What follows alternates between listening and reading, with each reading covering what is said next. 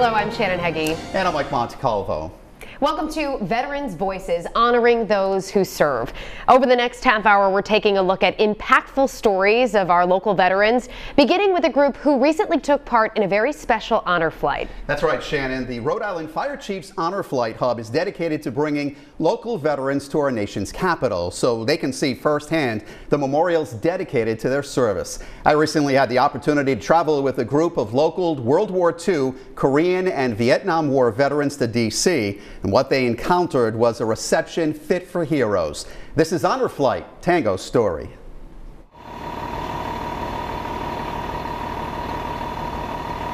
Thank you for your service, Mr. Their journey begins here at 5 a.m. on Saturday, September 15th at Warwick Fire Station 8 on Post Road. Complete with a police, fire, and motorcycle escort to Green Airport.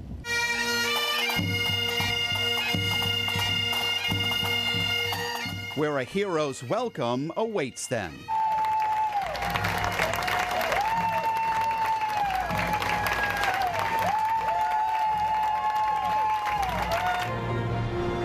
Once on board, Hi, 12. a water cannon salute from the runway, and off to Baltimore, only to be greeted again. Thank you for your service. By total strangers. First stop, the World War II Memorial.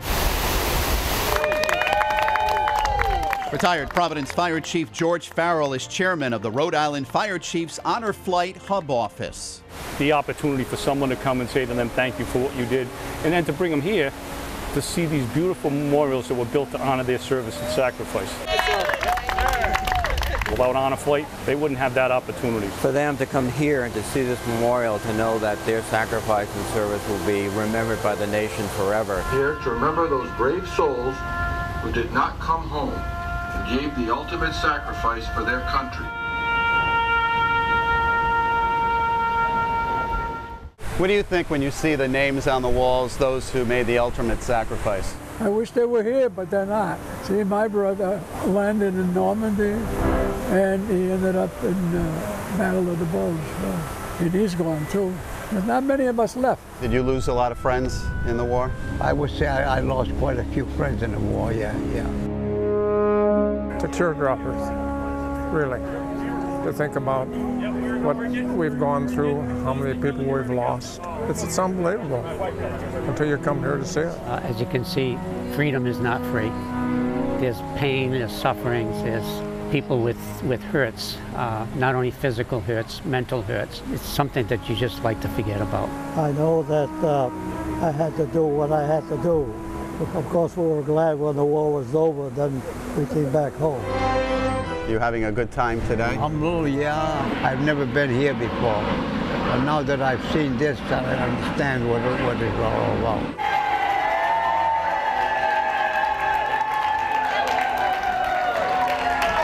And to finally return home to a hero's welcome. It's fantastic. The whole trip, especially the people at the airport, it's just so moving. And it was a moving experience. Coming up later in the show, we'll see part 2 of this incredible trip. Now we head back in time for an unbelievable story from almost 155 years ago. It starts with a Civil War rebel shooting a Rhode Islander at Gettysburg. Walt Buteau has more. It was one violent moment in the Civil War with an amazing development decades later. We're going to have to put that in just before we put the guns in. This is Battery B. 1st Rhode Island Light Artillery gearing up for the reenactment to remember 155 years since the bloodiest battle of the Civil War. It'll pop in. Okay. Some even related to the heroes who fought at Gettysburg and beyond. But for the most part, We got involved in this because of our love for history. So they didn't see those guns. We want to keep the memory of these guys alive. Those pipes have to go inside the stove. Commander Phil DeMaria, Slow, gentlemen, slow. and I'll explain that later on, has been a Battery B member for 40 years. All right, this is good, this is good, this is good. We want people to realize what they sacrificed. They did so many incredible things. There's hundreds of stories. Including the one about T. Fred Brown and Confederate Simeon Theus, whose lives collided on the second day at Gettysburg, with Theus taking aim at Brown. He says, Sim, shoot down that officer. Theus levels his rifle, fires, hits Brown in the neck, and he thinks he has killed this guy. About 30 years later, Theus was tracking down information for a Gettysburg memorial. These are transcripts of the letters 'Twas like the coming true of a dream. Theus mailed to Rhode Island. Let me tell you a story I've been repeating for 30 years. But now, Theus had a new twist to that story. This is the guy he thought he had killed. So I beg you to try to recall the few minutes immediately before you were wounded. And he confesses. Brown actually says, you probably saved my life, because the next day, most of the officers in my command were killed. There will be more history lessons, more stories for Battery B. All right, easy now, easy. But DeMaria has had his own epiphany. I don't believe it's a coincidence anymore. I believe these guys are sending this information to us. They see what we're doing, they know we're doing it for the right reason, and so they keep this information flowing to us. Brown vacationed in the South in Florida. Theus vacationed in the North in Maine. And the letters indicated they planned on meeting, but there's no word if they ever did. Walt Buteau, Eyewitness News. Still ahead on Veterans Voices, we check out the Seabee Museum, highlighting the history of the U.S. Navy right here in Rhode Island. Stay with us. Welcome back to Veterans Voices, honoring those who serve. Back on June 15th, employees of WPRI 12 and Fox Providence took part in our parent company Founders Day of Caring, helping 5 organizations and places, including the Rhode Island Veterans Cemetery. This year marked the 68th anniversary of the start of the Korean War. And despite the recent summit between the United States and North Korea, peace still has not been achieved. Now, some local vets talk about the danger and heartache they felt almost 7 decades ago. It's known as the Forgotten War. And I don't know how you can forget a war where more than 38,000 were killed, and I don't know how many thousands were wounded. But for these brave retired soldiers, it's something that's burned into their mind and heart that easily can't be wiped away from their memory. The 3-year conflict started when North Korean troops pushed into South Korea on June 25, 1950. It pitted South Korea and the United States against the North and China. While a ceasefire was reached in 1953, no formal end to the war ever occurred. The carnage is something Al Galato will never forget. They had this truck loaded with all soldiers from South Korea that were dead and just piled on top of each other, just like life meant nothing. Angelo Porcelli of North Providence was in the 7th Infantry Division, 32nd Regiment, and was constantly in the line of fire. My job was to inform the troops in the rear that something's happened in the valley, or they're starting an attack, or there's movements, and I notify the position they're in, and they would fire on that position over my head. Over your head? Over my head. Then the jets would come in. Dick St. Louis was also in the 7th Infantry Division, 13th Engineer Combat Battalion, and experienced heartache at the Iron Triangle. Did you lose any friends, though, there who were killed in action? Yes. Still think about them today? Yes, I do. It's got to be difficult. It is very difficult. How do you get through the day? It's a difficult thing, I think, for anybody to cope with. It's something that is always with you. Kim Doran's father is buried here at the Veterans Cemetery. Like so many other family members of Korean War vets, she wished she knew more. Did you ever try to ask him? Yes, I did many times. Dad, what happened? And he just would say, oh, nothing, and he'd clam up and he'd walk away. I mean, he would tell me anything, but he wouldn't tell me about that. In recognition of their bravery, employees of WPRI 12 and Fox Providence, as part of our parent company Nexstar Founders Day of Caring, we helped clean up the veteran cemetery of debris, scrubbed and power washed the headstones of some of our Korean War veterans, making their final resting place a site fit for heroes who simply tried to make the world a safer place. Coming up next on Veterans Voices, part 2 of the honor flight's touching and emotional trip to our nation's capital.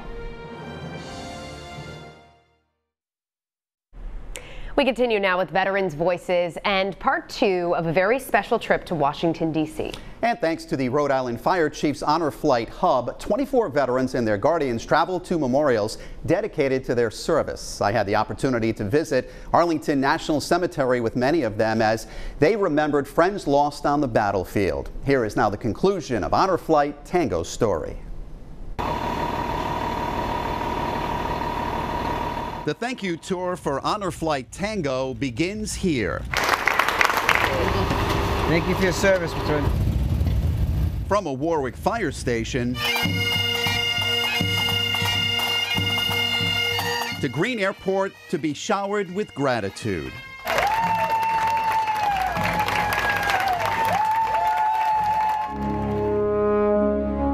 Their flight to Baltimore. To visit the memorials built for those who so bravely defended our country. Then a solemn visit. And the changing of the guard at the tomb of the unknown soldier. It is requested that everyone remain silent and stand. Two Honor Flight veterans placing the wreath to remember those who lost their lives.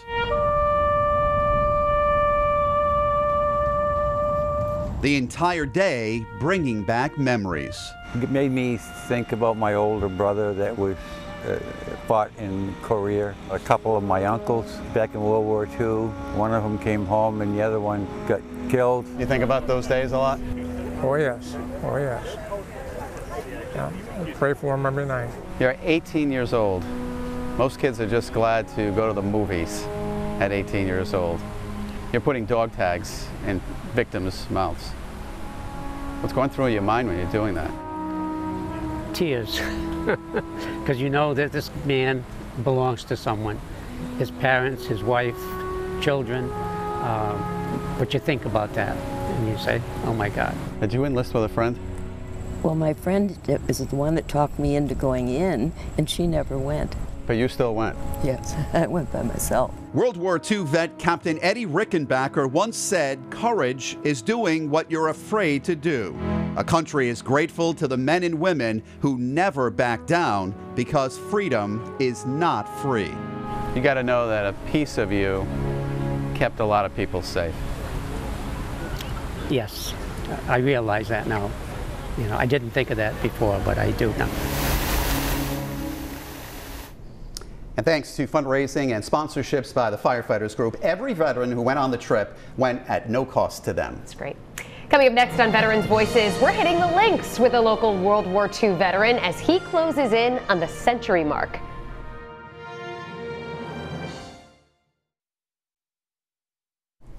Welcome back. Now we're going golfing with a Bristol World War II veteran. He retired after a long career as a trucker. Some of us were not even born then. Well, he may be 98, but is usually well below the century mark on his scorecard. Boppy Cho on the links with his story. In nearly a century of life, Arthur Medeiros has learned to survive and thrive. Okay, kid. Next tee. I'll walk slow for you. What a muscle. Okay. Arthur Medeiros took his first tee shot with a hickory shaft, when you could buy a loaf of bread for about 7 pennies. Get in the hole! Would that have been a shot? I caddied when I was about 13. I'll get it out of your way. I've been playing ever since. This and my music, that's what's keeping me going. He gave up playing in a local band when his eyes started to go. When I hit my ball, I can't look that way. I gotta look at these guys to find out where it goes. This stupid hole drives me crazy. But needing a little help finding his shot, I think we're playing better than we did last week. Will not keep him away from the game he's loved for more than 80 years. I come out here every day. I play golf. Nice friends, all younger than me. Oh, I hit it right on the heel. I can't find anybody my age. Oh, come on, Arthur, get him up in the air. A slice into a sand trap is absolutely no comparison to what he lived through in World War II during the Battle of the Bulge. He was one of only a dozen survivors from a battalion of more than 200. 3 Purple Hearts and the Silver and Bronze Stars finally caught up with Arthur only a few years ago. It was a slaughter. It was a slaughter. Well, every day you thought it was over. Not every day, every minute you thought it was over. There's a lot of things for 70 years I've been trying to forget, for 70-some years. I only think about the funny things. Like a round of golf. Oh, in the water. I hit it fat. If you're looking for ideas on how to drain your putts when you're closing in on the century mark of life, Nice putt. Arthur's secret might not mesh with what you've heard. But then I just don't read labels. I just eat whatever I feel like eating. I feel like whatever I feel like eating, I go out and eat. You don't eat this, it's no good for you, or don't eat that because don't eat fried foods. And we ate whatever we wanted. As Arthur lines up another putt, keep this in mind, his grandmother lived past 100. On Anthony Road in Portsmouth, Walt Buteau, Eyewitness News. And up next, we head to North Kingstown to a museum preserving the military history of our local Navy members. You've probably heard the term Seabees, but do you really know who they are? Well, there is a museum right here in Rhode Island that wants to make sure you do while preserving their rich history. Will Gilbert takes us now to the Seabee Museum. The Navy Seabees' simple motto says it all. We build, we fight. The Seabees were formed during 1942 because the Navy realized that with the attacks going on in the Pacific Theater, you could not have civilians bear arms against a uniformed force. They would be basically considered guerrillas, and if they were captured by the enemy, they would be executed on the spot. So the Navy realized with all the construction necessary in the Pacific Theater to help the island hopping campaign, they needed to come up with a military construction force. Over 325,000 men served with the Seabees in World War II. They would take an island and convert an island to a city.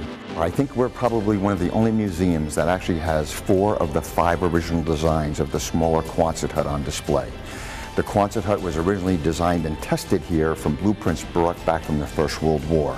Over the years, the collection has grown. A lot of it's donations, a lot of it's from my personal collection. I've been collecting memorabilia for probably almost 40 years myself, but a lot of it has been donated by families. The original B logo was created in early January of 1942. Right here, we are very fortunate to have the uniforms, the hats, some of the combat equipment actually from Mr. Frank Iafredi, the creator of the Seabee logo. The uniform behind you is actually, it's a funny story, I actually won this uniform off of eBay. You did really? Yes, and I wanted to get a captain's jacket in the Civil Engineer Corps. Well, on the inside of this jacket is the name R.V. Miller. R.V. Miller, Raymond B. Miller, was the public works officer in Newport that came over here, was given the orders by Admiral Ben Morrell to build this entire base. This is incredible. This is probably another one of our most prized possessions here. This goes back to me explaining that nobody really knows that the significant role that the Seabees played at the invasion of D-Day. This flag is off a Rhino ferry, and I have several photos in here of what a Rhino ferry is, and it's basically the pontoon boxes that are all bolted together. Nobody would believe us that these were suitcases, and it was made out of scrap lumber. You find the old 3x5 black and white photos. So I took one and I enlarged it, and what are these guys carrying going up a gangplank? That's what They're carrying all those suitcases. The truck we actually had gotten years ago from the Air Museum, it's a World War II vintage 2.5-ton truck. The museum holds many memories and emotions for our veterans. And I think a lot of people in Rhode Island don't really realize everything that happened within the 3,200 acres that was developed here. And sometimes it's bittersweet because you'll have some of the veterans that come back and have never spoken about the war, whether it be World War II or Vietnam, and they'll come back here and all of a sudden they'll open up. And they'll tell stories to their families that their families have never heard. And I've actually had wives of some of these veterans come up and thank me for preserving this stuff because their husbands have never spoken about it since the war. And thank you for joining us for Veterans Voices. And as we observe Veterans Day, we thank all the men and women who've served our country.